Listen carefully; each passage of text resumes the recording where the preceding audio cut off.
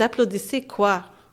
Vous applaudissez la suspension d'un large pan de droits et libertés.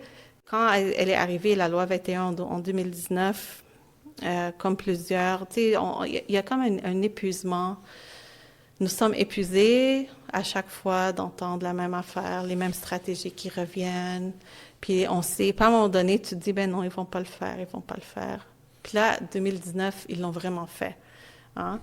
Puis là, ça a été présenté comme un avancement historique dans la société québécoise. Puis ça, c'est quelque chose que je questionne aussi dans ma thèse. Puis là, tu sais, cette fameuse scène où il y a Simon Jolin Barrette avec François Legault. Puis là, il y a l'adoption de la loi 21. Les deux hommes, les mains chacun de leur épaule comme ça, avec de larges sourires. Puis là, tu as les députés à l'Assemblée nationale autour d'eux qui applaudissent. C'est comme le moment d'euphorie nationale. Vous applaudissez quoi?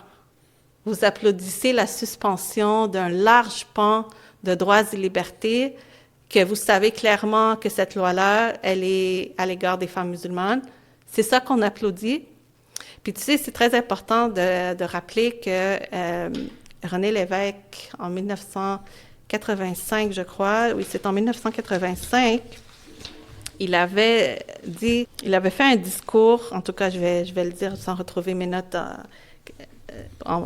précisément, ce discours où il faisait la louange de la charte québécoise, parce qu'il faut mentionner que le Québec, c'est la première province canadienne à avoir adopté une charte de droits et libertés, et que la charte québécoise serait meilleure que la charte canadienne, et même l'une des meilleures au monde, hein, à l'égard des droits des minorités. Fait que là, tu vois cette scène-là, on est en train d'applaudir la suspension de droits et libertés.